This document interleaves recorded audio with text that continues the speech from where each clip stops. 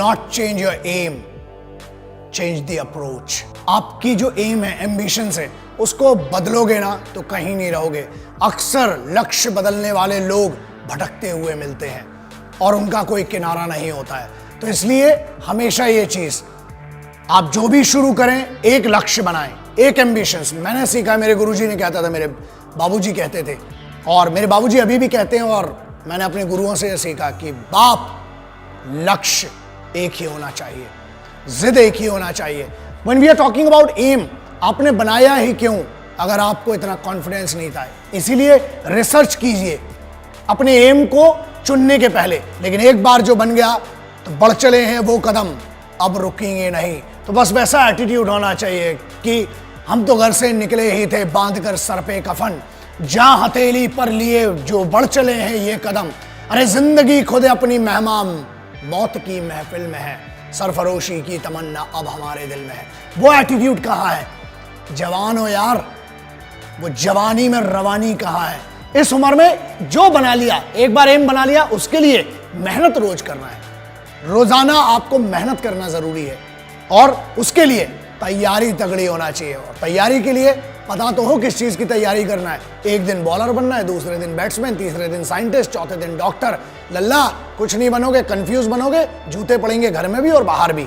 एक एम बनाओ और बस उसकी तरफ बढ़ते जाओ। रोज मेहनत करना जरूरी है दोस्त, क्योंकि बगैर मेहनत के ना कुछ नहीं मिलता। शॉर्टकट, हाँ, शॉर्टकट से क्या होता है कि आप शॉर्टकट से आप खुश हो जाएंगे थोड़े समय के लिए। याद रखना, शॉर्टकट कभी भी मंजिल तक नहीं पहुंचाता है। घूम फिर के आप फिर से हाईवे पे आ जाओगे, फिर बोलोगे कि टाइम वेस्ट हो गया।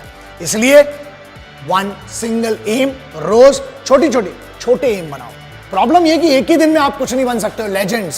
लेजेंड कोई पैदा नहीं होता है दोस्त, उसको बनने के लिए बहुत सिंपल सी बात है। Nobody becomes the general within a day.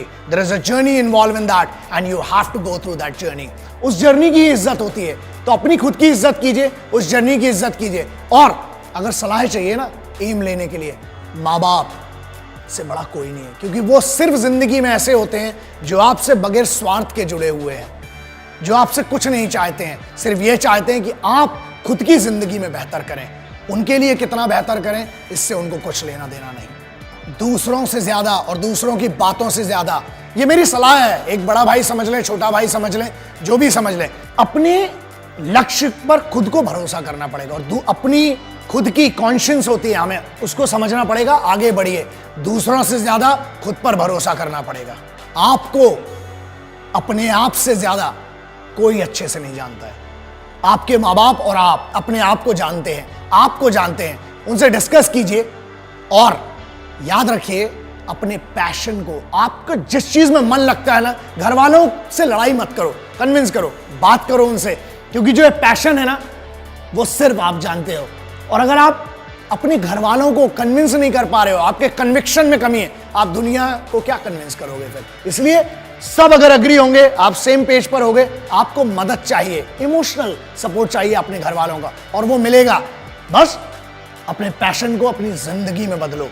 मुझे पता है इस चीज को, क्योंकि मैंने जितने लेजेंड से मिला हूं, सब में दो चीजें कॉमन थी। पहला, उन्हें हमेशा से वही बनना था, आज वो जहां पर हैं, उनने अपने रूट्स नहीं बदले। दूसरा, उन सब में एक चीज बहुत कॉमन थी, वो सभी बहुत डिसिप्लिन लोग थे और रोजाना वो अपनी छोटी छोटी मेहनत करते थे उस लक्ष्य की तरफ बढ़ने के लिए। इसलिए ट्रेनिंग करना बहुत जरूरी है और स्टे फोकस कैसे रहेंगे? सिंपल है, आंख बंद करके ध्यान करने से कुछ नहीं होता। बाबा बन जाओगे तिलक लगा के।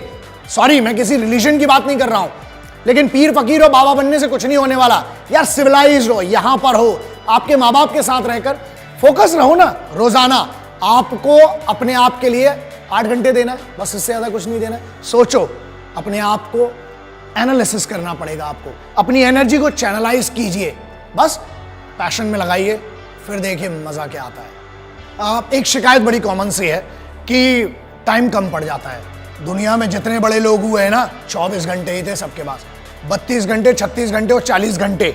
40 घंटे वाले आदमी से मैं तो मिला नहीं। तो ठीक है, आपको टाइम मैनेजमेंट करना पड़ेगा। ठीक है, आप जितने बजे उठते हैं वो आपकी इंडिविजुअल चॉइस है। आप रात को 2 बजे सोते हो, आप 2 बजे उठते हो, ठीक है, दैट इज बैड। बट ठीक है, कई लोगों की लाइफ स्टाइल ऐसी है, उनकी मजबूरियां भी हैं जो नाइट शिफ्ट में काम करते हैं। आप जब भी उठें ट्रेनिंग करें।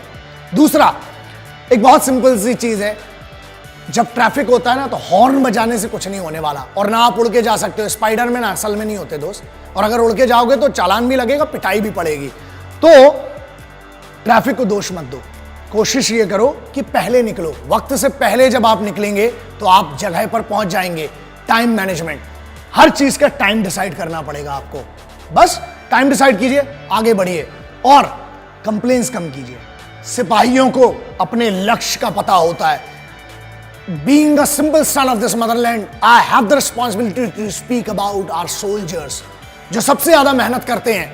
बहुत सिंपल है ना, एक टास्क दिया जाता है, चाहे वो बंकर बनाना हो, चाहे वो राशन लाना हो, चाहे घर बनाना हो, चाहे अपनी एक रेजिमेंट को मूव करना हो, चाहे जंग लड़ना हो। याद रखिए, वो कभी शिकायत नहीं करते हैं, बस वो काम करते हैं, मेहनत करते हैं, क्योंकि उनका लक्ष्य क्लियर है कि हमें ये करना है। छोटे छोटे लक्ष्य बनाइए और उन छोटे छोटे लक्ष्यों के लिए रोजाना छोटी छोटी मेहनत कीजिए। एम को सीधा रखिए और बेइज्जती होना बहुत जरूरी है। मैं हमेशा कहता हूं, जब बेइज्जती होती है ना तो अंदर एक आग जग जाती है, और उस आग की दम पे ही आप करते हो। तेज भागने के लिए आग की जरूरत है। रॉकेट को देख लेना, कभी नीचे आग लगी होती है, इसीलिए इतना तेज भागता है। सो बेइज्जती, बस एक बात याद रखना, कभी ना कभी, कहीं ना कहीं आपको काम करना पड़ेगा अपने लिए, क्योंकि आपके माँ बाप की या आपके रिलेटिव्स ने कभी ना कभी, कहीं ना कहीं कुछ ऐसा कहा होगा जो बेइज्जत किया होगा। उस बेइज्जती को याद करना, वो पावर देती है।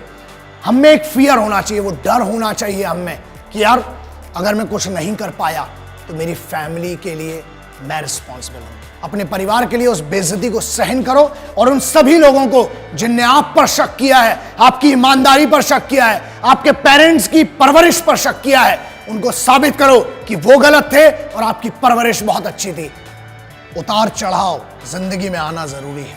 हमारे यहां कहीं पढ़ा था कि हार्ट बीट जो है ना वो भी ऐसी चलती है, तो डरो मत उससे, धीरे धीरे हमें चलना है। मैंने एक ट्रक के पीछे बहुत सालों पहले पढ़ा था कि धीरे धीरे चलेंगे तो बार बार मिलेंगे, और अगर बहुत तेज चलेंगे तो हरिद्वार मिलेंगे।